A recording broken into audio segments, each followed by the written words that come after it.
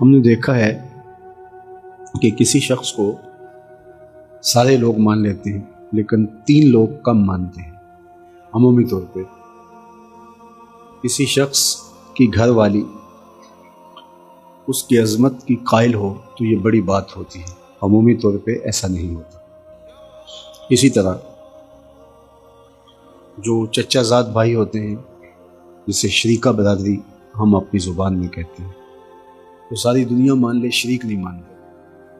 اور تیسرا جو نہ ماننے والا عنصر ہے وہ گہرے دوست اور یار ہوتے ہیں، کیونکہ وہ کمزوریوں سے واقف ہوتے ہیں۔ ہمارے پنجابی میں کہتے ہیں کہ دشمن مل جائے پر لنگوٹیا نہ ملے۔ لیکن حضور علیہ الصلوۃ والسلام پر سب سے پہلے ایمان لانے والے یہی 3 لوگ تھے۔ حضور کی زوجہ حضرت خدیجہ الکبریٰ حضور پہ ایمان لاتی ہیں، حضور کے چچا زاد بھائی حضرت علی المرتضیٰ حضور پہ ایمان لاتے ہیں، اور حضور کے گوڑے دوست حضرت صدیق اکبر حضور پہ ایمان لاتے ہیں۔ تو ان کا ایمان لانا حضور کے کردار اور حضور علیہ الصلوۃ والسلام کی سیرت کو کس طرح نمایاں کر کے ہمارے سامنے رکھتا ہے۔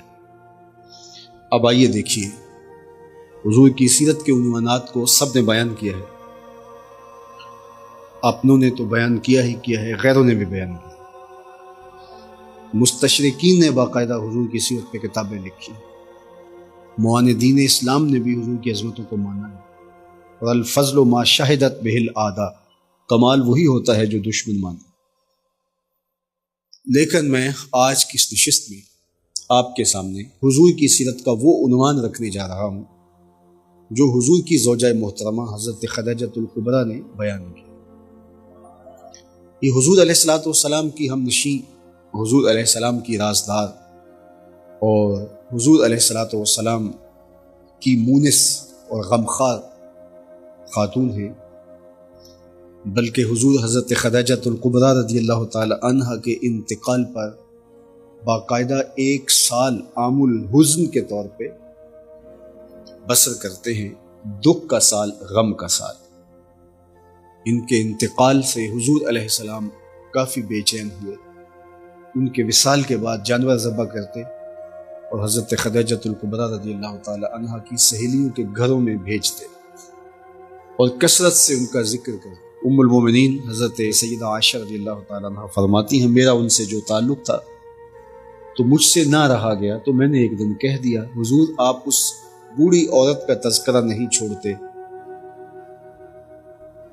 عمر کی کثرت کی وجہ سے، بڑھاپے کی وجہ سے جس کے ہونٹوں کے گوشے رنگ بدل گئے تھے، اور اللہ نے آپ کو بہتر ازواج عطا کر دی، تو حضور کے چہرے پہ جلال آیا اور فرمایا، عائشہ مجھے خدیجہ کے بارے تکلیف نہ دو، جب پورے مکے نے میرا انکار کیا تھا اس نے میرا اقرار کیا تھا، میں اس کا تذکرہ کیسے چھوڑ سکتا۔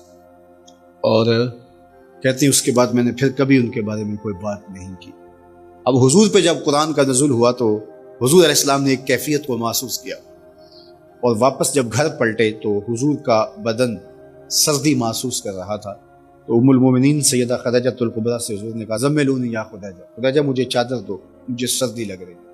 اور وہ جو کیفیت تھی وہ اپنی زوجہ محترمہ کے سامنے بیان فرمائی۔ تو حضرت خدیجہ الکبریٰ حضور کے مبارک جسم پہ شال لپیٹ رہی ہیں، چادر ڈال رہی ہیں، اور کہا، کلا واللہ ما یخزیک اللہ ابدا، آپ کیوں پریشان ہوتے ہیں؟ آپ کا رب آپ کو کبھی بھی پریشان نہیں ہونے دے گا، آپ کا رب آپ کو کبھی بھی تنہا نہیں چھوڑے گا، آپ کا رب آپ کو کبھی بھی بے آبرو نہیں ہونے دے گا۔ کلا واللہ ما یخزیک اللہ ابدا، اللہ کی قسم آپ کا رب آپ کو پریشان نہیں ہونے دے گا۔ یہ حضرت خدیجہ الکبریٰ ساتھ چادر اڑاتی جاتی ہیں حضور کو، اور ساتھ یہ تسلی آمیز کلمات بولتی ہیں۔